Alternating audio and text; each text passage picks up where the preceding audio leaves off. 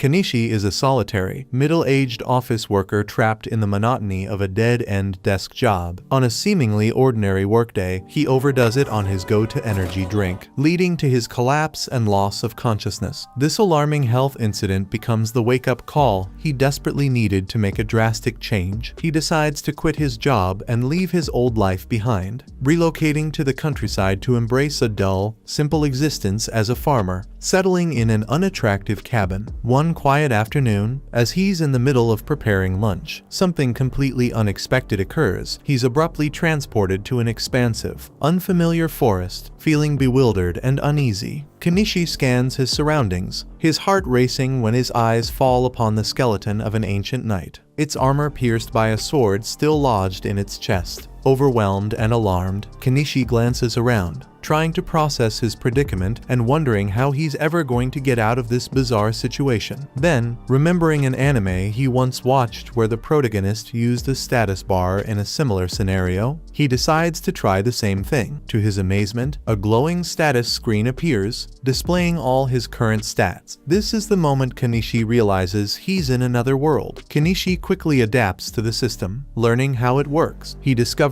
it allows him to store and retrieve items effortlessly, a feature he finds incredibly useful. Moments later, hunger strikes. The system offers him the option to buy food and water, but it comes at a price he can't afford since he's broke. Frustrated, he wonders what to do next. Kenichi soon stumbles upon the system's trading feature, allowing him to exchange valuable items for supplies. However, he quickly realizes there's nothing in his immediate surroundings to offer for trade. His gaze shifts back to the knight's skeleton, and his eyes lock onto the sword lodged in its chest. With no other options, he decides to use the sword for a trade. The system accepts the weapon, granting him 2 cartons of milk and some bread in return. After satisfying his hunger, Kenichi uses the leftover trade points to buy a shovel. With it, he carefully buries the knight's remains, offering a prayer of gratitude for the meal and the sword that helped him survive. Next, he buys a bike and begins exploring the area, knowing he needs to find a settlement and earn money quickly. Kenichi spends the rest of the day gathering items and trades them in for food and utensils. As night falls, he prepares a curry meal, ready to finally enjoy it, when a pack of black forest foxes starts creeping toward him. Fear grips him as he scrambles for a solution. Searching through his system, the only thing he can find is a box of fireworks. He throws them at the foxes, but they don't work. Panicking, he keeps looking until he discovers a slingshot with unlimited ammo. He fires a few shots, successfully scaring off the foxes.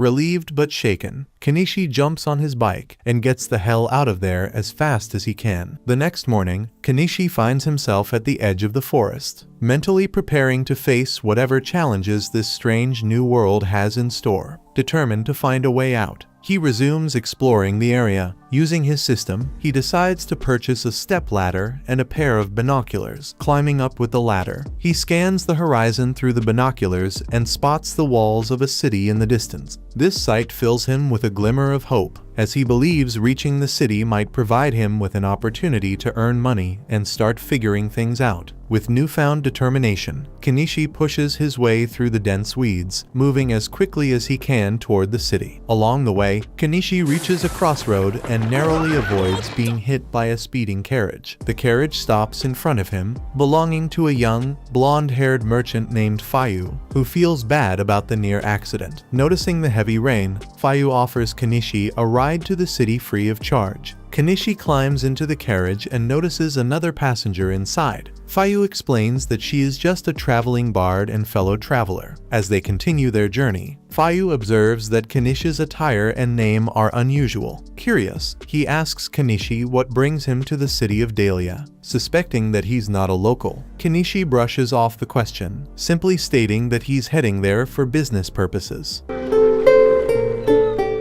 Before long, they reach the city gates. Kenichi lends Fayu a hand unloading boxes from the carriage, and in return, Fayu hands him a small pouch as payment for the ride. Curious, Kenichi opens the pouch and discovers it's filled with pepper. His expression turns serious as Fayu cautions him about openly carrying spices. Fayu explains that the Spice Syndicate holds a strict monopoly over spices, making it risky to possess them without proper connections. Despite the warning, Fayu offers to buy the pepper from Kenichi, but Kenichi insists on gifting it to him. Fayu, however, refuses, stating that as a merchant, he's happy to get things cheaply but won't take anything for free. After handing Kenichi 3 silver pieces in exchange for the pepper, Fayu climbs back onto his carriage and continues on his way. Kenichi looks at the silver coins in disbelief. Realizing how much they're worth in yen, he's shocked by their value and feels a newfound sense of fortune. With money in hand, his next priority is finding a place to sleep. He heads to an inn, where he meets the attendant, a woman named Azalea. She greets him and guides him to the service counter, explaining the available rooms and payment methods. After paying for a room, Azalea asks Kenichi to write his name in the guest register. It's at this moment that he realizes he doesn't know how to read or write in this world's language. Feeling embarrassed, Kenichi explains his predicament to Azalea. She listens carefully before offering a word of caution, pointing out that the Merchants Guild will never accept him as a registered merchant if he struggles with fundamental skills like reading and writing. Kenichi quickly clarifies that he's fully capable of reading, writing, and even performing mathematical calculations, but he admits he cannot do so in this nation's writing system. To verify his claim, Azalea decides to test him with a math question. To her surprise, Kenichi answers it effortlessly. Satisfied that he possesses the essential skills, she guides him through writing his name in the register. Afterward, Kenichi asks if she can teach him how to read and write in the nation's language, offering her some candy as a reward. Excited by the offer, Azalea immediately agrees. As they talk, Kenichi learns that the land he's in is the Kingdom of Kaden, a nation governed by a hierarchical system with nobles and a king. Kenichi spends most of the night with Azalea, discovering that the country's language isn't too different from his native Japanese. Lying on the bed with a faint blush,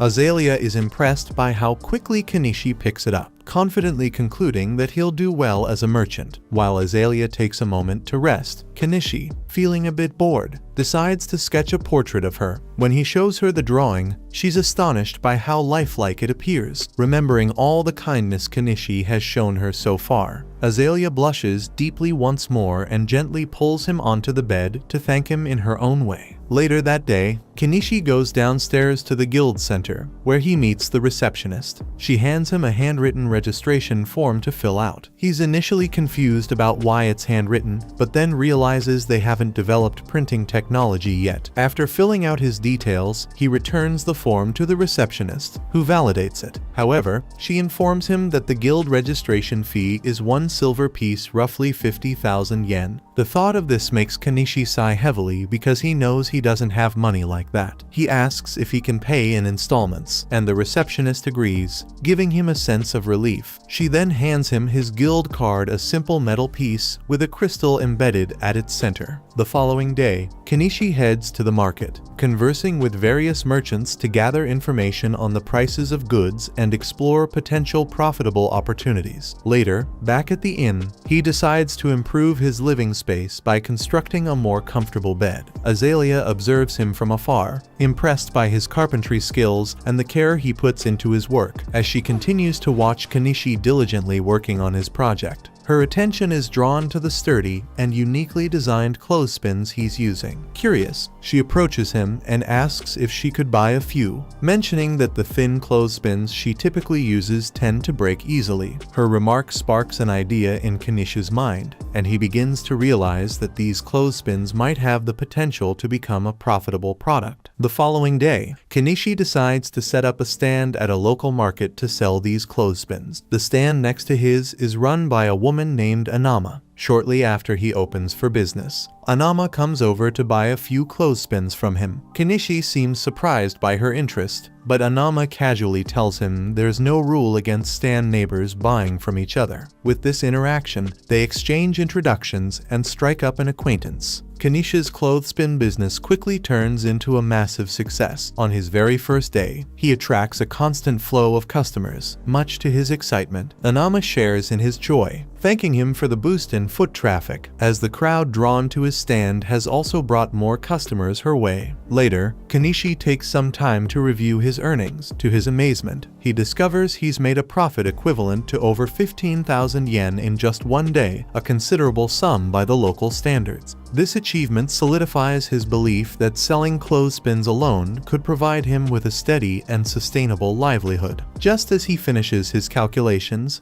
another customer approaches his stand, a tall blonde man with a sword on his hip, giving off the impression of someone important. The man browses the stand and eventually asks if Kanishi has any knives suitable for battle. Kanishi shows him a finely crafted blade, which the man inspects closely. Though it's a pristine weapon, something about it doesn't feel right. It's too short for his needs. The blonde man asks if Kanishi has anything larger. Kanishi nods and presents him with a tall broadsword. The man is immediately impressed, marveling at the quality and craftsmanship of the blade. He's eager to purchase it and asks for the price. Kanishi quotes 1 gold piece, but the blonde man hesitates, clearly feeling the price is steep. Despite this, he finds the sword so beautiful that he can't let it go. Their conversation is suddenly interrupted when a purple-haired catgirl appears out of nowhere and licks Kanishi's face. Startled by the unexpected gesture, Kanishi stumbles backward and falls to the ground. Noticing his shocked reaction, the blonde man observes silently for a moment before realizing that Kanishi has likely never encountered beastfolk before. He calmly explains to Kanishi that beings like the catgirl are a normal part of this world. Moments later, more beastfolk arrive and apologize for their sister's impulsive behavior. One of them climbs onto Kanishi's stand, grabs the cloth draped over it, and enthusiastically announces their intent to buy it. Kanishi initially tells them the cloth isn't for sale, but reconsiders upon seeing an opportunity to make money. He decides to sell the cloth for 9 pieces of copper, including a discount of 1 copper piece. The beastfolk, however, don't have the exact amount. Kanishi assures them it's fine and calculates the change they're owed. The beastfolk look at him suspiciously, unsure if they can trust his math. Just as tensions rise, the blonde man speaks up, confirming that Kanishi's calculations are accurate. Satisfied, the beastfolk hand over the money, take their cloth, and leave. The beastfolk aren't known to be the brightest when it comes to calculations, so it makes sense. The blonde man, impressed by Kanishi's honesty and ingenuity, ultimately decides to purchase the sword after all. Elsewhere in the city, a maid who purchased Kanishi's clothespins shows them to her master, Primula. Intrigued, Margaret asks if they could be used in the mansion, pointing out how much easier they would make the maid's chores. Primula agrees enthusiastically, suggesting they purchase more the following day. Taking the idea further, she envisions selling the clothespins through her own company, recognizing them as a potential gold mine. Excited by the opportunity, she rushes off to seek her father's permission to move forward with the plan. That evening, Kanishi is taking a bath by the well, wishing he could have a warm bath, but those haven't been invented yet. He decides he's going to have to make one himself. Looking through the store if there's anything he could use to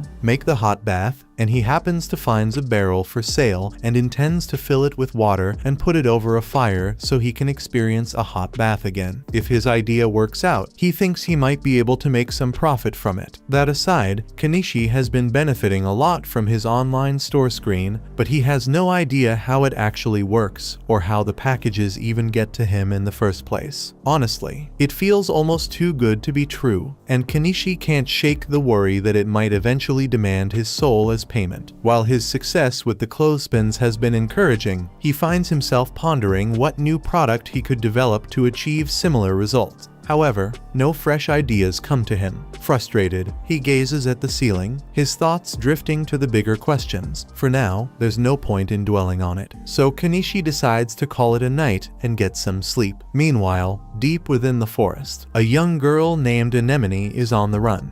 The following day, as Kenichi prepares his shop for the day, he decides to make some adjustments to his inventory. He adds some jewelry to his selection. While these aren't genuine gemstones of high value, they have an attractive appearance, which should help him turn a modest profit. At that moment, the maid from the previous day, Margaret, arrives, mentioning that she's there to purchase more clothespins from Kenichi. When he asks how many she needs, he's taken aback by her request for 100. However, since she has the money ready, he proceeds with the transaction. As Kenichi is packaging the clothespins for her, Margaret's attention shifts to the jewelry he has displayed. She inquires if they are made from real diamonds. Kenichi explains that the pieces are crafted from polished glass, but they still look quite appealing. Margaret then asks him to reserve one for her so she can return and purchase it later. The day continues as usual, but just as Kenichi is about to close up shop, the beast folk from the previous day return to his store. They appear quite serious, and Kenichi starts to worry that they might be there to rough him up. However, Miley steps in close to him and confidently tells the others that she can definitely smell spices on him. The rest of the beast folk start cheering and eagerly ask Kenichi to sell them some spices. Despite their enthusiasm, Kenichi hesitates. After hearing about the spice syndicate and not knowing how they operate or what they might do if they discover he's selling spices, he feels it's too risky. The beast folk continue to plead with him, hoping he'll make an exception, but the locals in the area step in, explaining that it's unreasonable to expect someone as new as Kenichi to jeopardize his business for them. Hearing this, the beast folk seem to understand and back down. Kenichi can't sell them any spices, but it technically won't be breaking any rules if he just shares a meal with them. So, he invites the group to come eat with him, but it's going to have to be out in the woods so he doesn't attract any negative attention. The beast folk are really happy to hear this. Later that night, they all meet Kenichi and Anama on the outskirts of town so they can begin cooking. Kenichi is about to begin cooking when Anama asks if she can help. He tells her to cut some of the veggies for him. However, when Anama takes a look at the veggies, she can't believe how vibrant and juicy they look. Kenichi explains that he got these from a foreign country and guarantees that they taste really good. While Kenichi and Anama are busy working on the vegetables, Miley and the other beast folk are down by the river, trying their hand at catching fish. Before long, they manage to catch a good amount. With all the ingredients ready,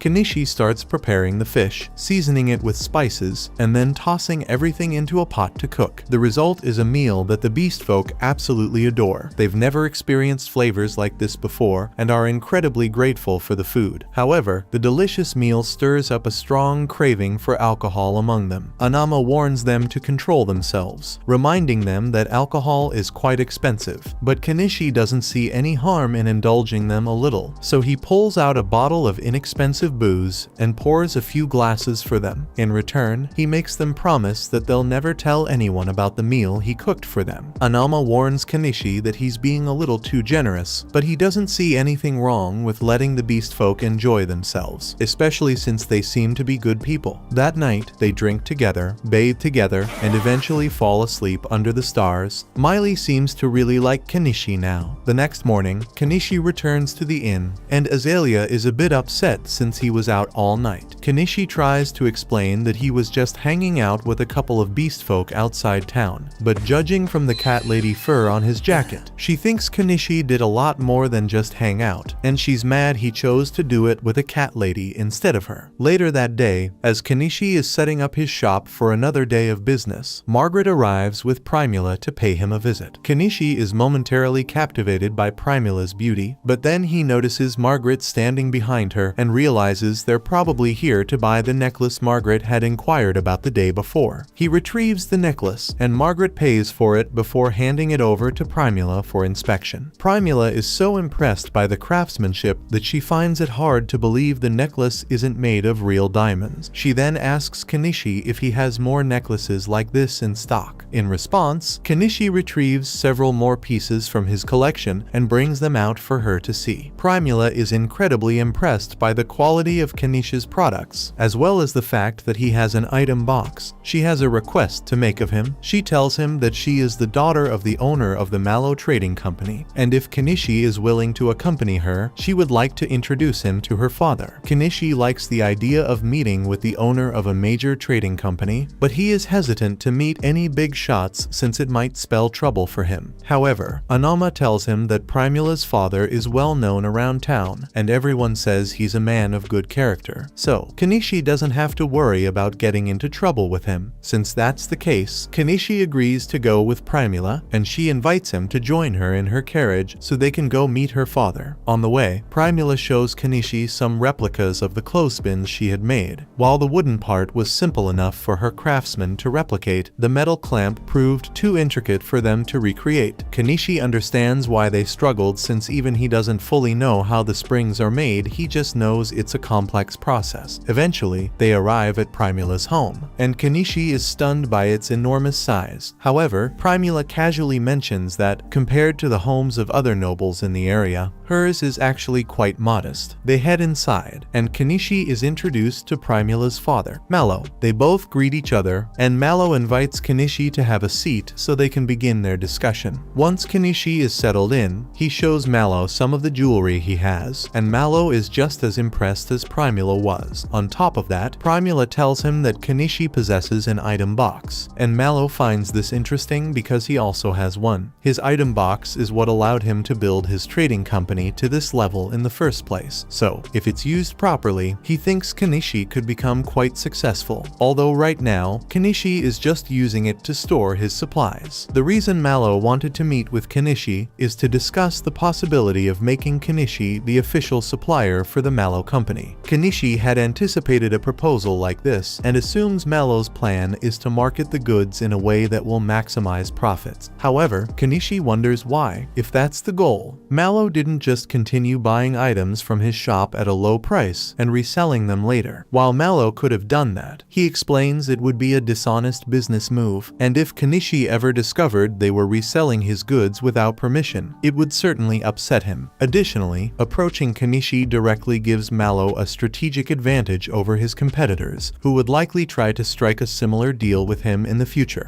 With that being said, Mallow would like to begin their partnership negotiations and offers to pay Kenichi 50% of the retail price for his goods. Kenichi could push for a better deal, but he's honestly okay with this since he's already making a ridiculous amount of profit from his online store. So, he accepts Mallow's offer and the two shake hands on it. He officially signs the supply contract, and the first few items he supplies Mallow with earn him over 1,000,000 yen worth of coins. However, when Primula sees all the beautiful jewels Kenichi has in stock, she falls in love with them and asks her father if she can just buy these ones from Kenichi for herself. Mallow sees no problem with that, so Primula offers to pay him 10 gold coins for them, which is equivalent to 2,000,000 yen. For the first time since he got here, Kenichi has an 8-figure bank balance. Since things are going so well for him, Kenichi decides it's time to start setting up his peaceful life and purchases a house from his store. The following day, he leaves the city walls and ventures into the forest to find a suitable spot for his new home. Before heading out, he mentioned his plan to Azalea so she wouldn't worry, though she found it odd that Kenichi would willingly choose to live in the dangerous forest instead of staying within the safety of the city. After finally finding a good location, Kenichi buys a weed whacker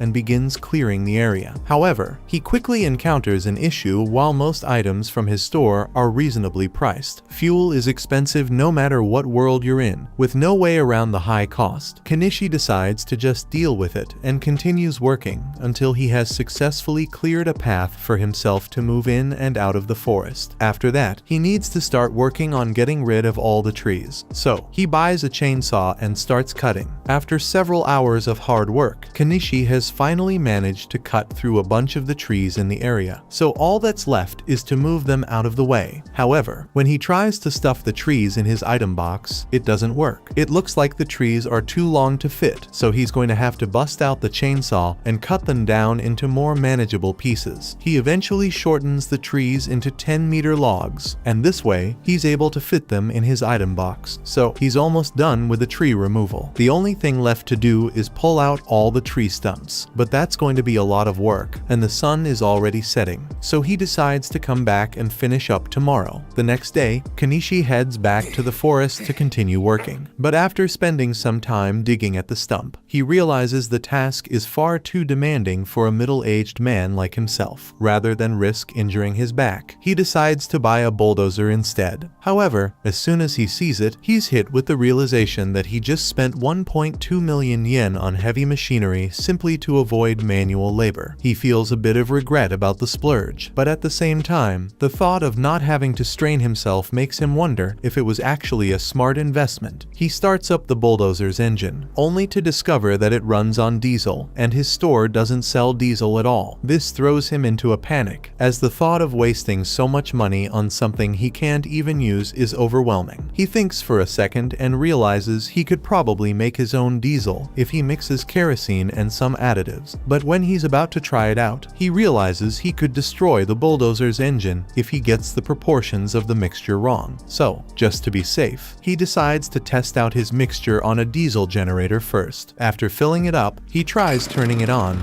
and it seems to work fine, so he knows his homemade diesel will work with the bulldozer. He intends to return tomorrow to finish the job. In the meantime, he needs to do something about all the bugs out here, so the next day, he decides to head to a local magic shop to buy some bug-repellent magic stones. As Kenichi steps into the shop, the wizard who owns it greets him and asks where he's from. Noting that he hasn't seen him around before, Kenichi explains that he's a foreigner who recently opened a shop in town and has come by to purchase some bug-repellent stones. The wizard informs him that the stones cost 3 silver coins, which is quite pricey. Hoping to negotiate, Kenichi offers the wizard 2 oranges in exchange for lowering the price. Since the wizard has never seen oranges before, he assumes they must be a rare and exotic fruit and agrees to give Kenichi a discount because of the trade. Later that day, Kenichi has a conversation with Anama, who mentions that the wizard is incredibly knowledgeable and someone worth having as a friend, essentially the complete opposite of the wanted criminal Shaga, whose posters are displayed all over town. As the leader of a notorious bandit group, Shaga has a substantial bounty on his head. That very night, he orchestrates a raid on a carriage transporting slaves, leaving everyone wondering what he plans to do with them. The following day, Kenichi returns to the forest, eager to finally put his bulldozer to use. Any regrets about the purchase vanish as he realizes how much easier it's making his work, and it's surprisingly fun to operate. With this, nothing stands in the way of his dream of living a peaceful life in the woods. However, after spending so much on the bulldozer, his finances are nearly drained, forcing him to pause any further construction for the time being.